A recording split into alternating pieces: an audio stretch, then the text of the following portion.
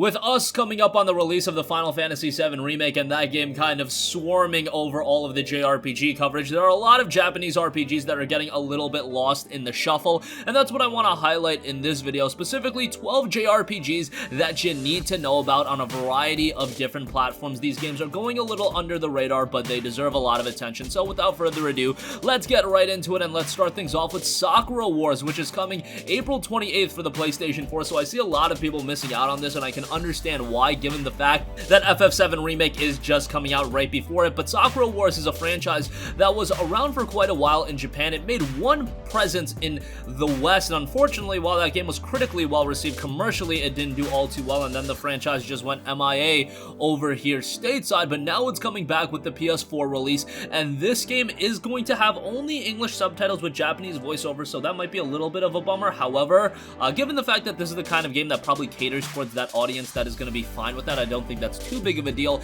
and you want to keep the localization costs of this game as low as possible because we already have history of the game not performing that well. But if this does end up doing well, then there might be justification for improvements to be made with the next game and everything of that nature. And this game definitely has a focus on character interaction, relationship building, and that directly impacts how the game is going to be played out in its battle system as well, so that's rather interesting as well. Sakura Wars will be out April 28th. Next up, Ys has been one of my favorite JRPG franchises for a very long time, and the PlayStation Vita title in Ys Memories of Celceta will be dropping on the PlayStation 4 in May. Memories of Celceta was also released on the PC, and it is a remake of an older Ys title. It's a good one.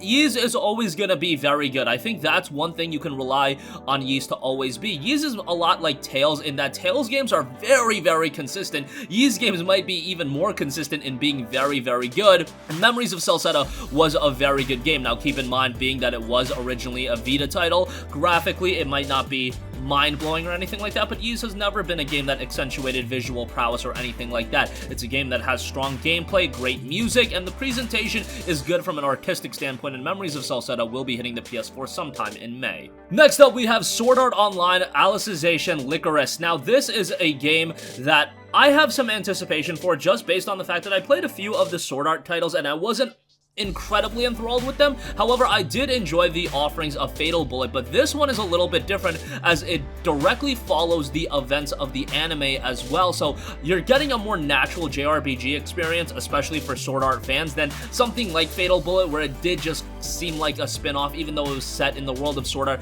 This is going to be more of a natural story being told, and I think from that standpoint, it's going to be engaging to fans and non-fans since you can go through the story. How that story is told, we'll wait and see, but this has been one of the most prominent anime of the last decade. I don't think it's hyperbole in saying that. Obviously, it's not everyone's cup of tea, but there is a significant fan base for the title, and a brand new Sword Art title will be hitting the PS4 on May 22nd. It'll be also coming to PC. Next up, we have Rune Factory 5 for the Nintendo Switch. Now, this is one we don't have a lot of information on, but following the success of Rune Factory 4, series producer Yoshifumi Hashimoto commented that the development of a sequel was expected. However, years went by and the series' future was a little bit uncertain. The game, however, was announced during a Nintendo Direct event in February of 2019 and is planned to be released this year. Outside of that, we don't know a lot more, but hopefully sooner rather than later we get a lot more information on Rune Factory, as it's a game that is very addicting and a lot of people can get super invested into that one. Next up, we have Phantasy Star Online 2. Now, the Xbox Open Beta is live right now, and it's pretty much a full game, all platforms, probably the rest of 2020. Hopefully, we see that in the latter portion of 2020. I want to see this on PlayStation 4 as well, and obviously on PC. Gameplay in Phantasy Star Online 2 is action-oriented and features a diverse section of weapons, types, and playstyles for the players to choose from. If you're into an action-oriented JRPG, this one's definitely going to be up your alley, and of course, with an online focus. Phantasy Star Universe was a game that I sunk an obscene amount of hours into. Definitely excited to give Phantasy Star Online 2 a look at some point, as it's going to be a very addicting game and a game that I think a lot of people are super engaged into.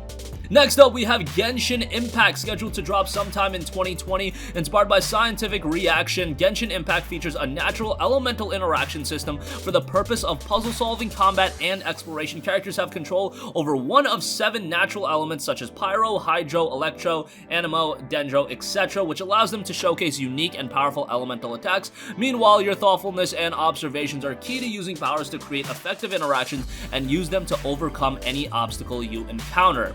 The idea of this game was to create a unique world that is 100% the players. You can choose to play alone to enjoy the scenery and peace of mind, or to charge in head-on battles on your own, or explore the vast map without distraction. However, if you feel lonely or need a helping hand or two against a powerful monster, there is also the option to invite your friends into your world. Genshin Impact will be dropping sometime in 2020. Next up, we have Final Fantasy Crystal Chronicles Remastered Edition coming to PS4, PC, and Nintendo Switch sometime in 2020. It's an action RPG where players take control of a group of adventurers who travel the world searching for rare trees which produce mirror used to fuel crystals, protecting the world's settlements from poisonous miasma. Now, this is a game that it's not the most noteworthy Final Fantasy title. Not a lot of people checked it out. However, I always like the charming presentation of Crystal Chronicles, and the fact that it's getting a second wind and it's going to have a second chance for a lot of people to check it out. I think that's pretty exciting. It has to be priced accordingly. I think anything above $40 would be a misfire, and even that, I think a $30 price point would be ideal. But nonetheless,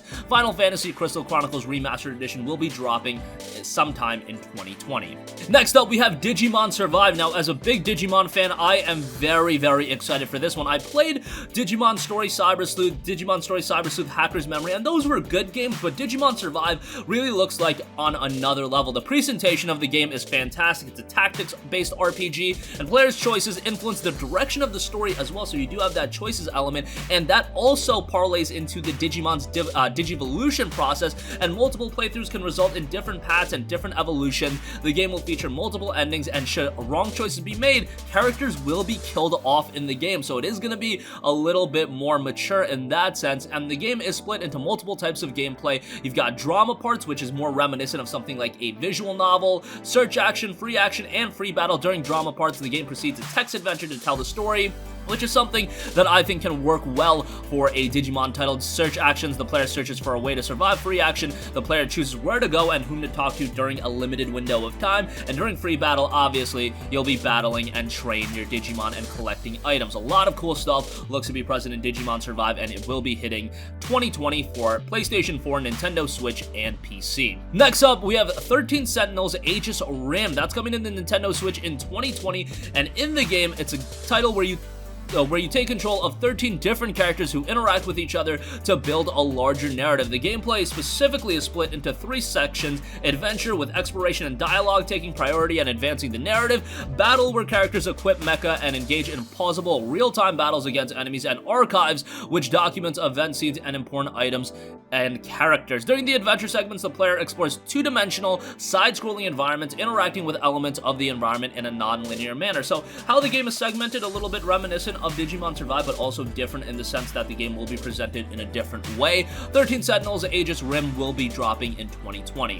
Next up, here's one that I am very excited for: Ys 9 Monstrum Nox. So I mentioned Ys Memories of Celceta. That's coming to the PS4 in May, but Monstrum Nox is a brand new Ys title, already been released in Japan, pretty well received over there. And the thing about Monstrum Nox is that it is a lot darker than your typical Ys title. While I imagine that the gameplay is still going to be great, the presentation is going to be excellent, the music will be stellar, the presentation is also very different in Monstrum Nox, being that it's not that colorful, bubbly game that we've seen in Ys in the past, but Monstrum Nox, I think, does take the series and put it on its head a little bit, and I think that's very exciting. Again, it's been a very consistent franchise, but sometimes consistency does breed a little bit of complacency. I'm not saying Ys has been complacent, but if they continued going the route that they did, maybe some people would have seen it being that way, but Monstrum Nox is totally different in that presentation sense, and I think from that standpoint, this game looks incredibly compelling. It's still going to have great gameplay, it's still going to have the awesome characters, but just the visual style I am really enthralled by, and Mottram Knox will be dropping sometime in 2020. Next up, we have Brigandine, The Legend of Runersia. That's coming in the spring of 2020 for the Nintendo Switch, although we'll wait and see if that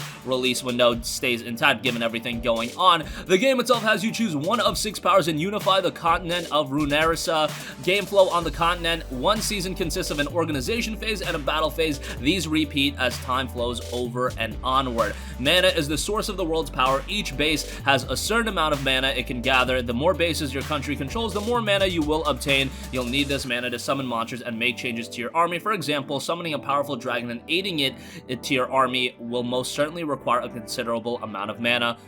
Game should be out sometime this year, but given everything going on, might be pushed out of that spring 2020 window. And lastly, we have Death and Ray Quest 2. That's coming in 2020 as well. This looks like more of a charming JRPG that I don't think is going to be up everyone's alley. However, it does seem to have the fundamental gameplay elements of a JRPG that will captivate some people, and I like the presentation and the look of the game, and that will be out on the PlayStation 4 sometime in 2020. Probably will be coming to a variety of other platforms as well. I would imagine a PC release and maybe even a Nintendo Switch release. So that's going to conclude this video. Again, coming up on the release of the hotly anticipated Final Fantasy VII Remake, a lot of JRPGs are getting slipped a little bit under the rug, and we just had the release of Persona 5 Royal, so obviously a lot of competition for JRPGs, but as a fan, you've got so many compelling games to be looking forward to, and we're not even mentioning games like Tales of Arise. Hopefully that's out this year. Hopefully there's also Trials of Mana that's coming out later in April. There are a lot of high-key JRPGs coming out, and it's just a great time to be a fan. Nier Replicant getting a remaster, a lot of cool stuff. So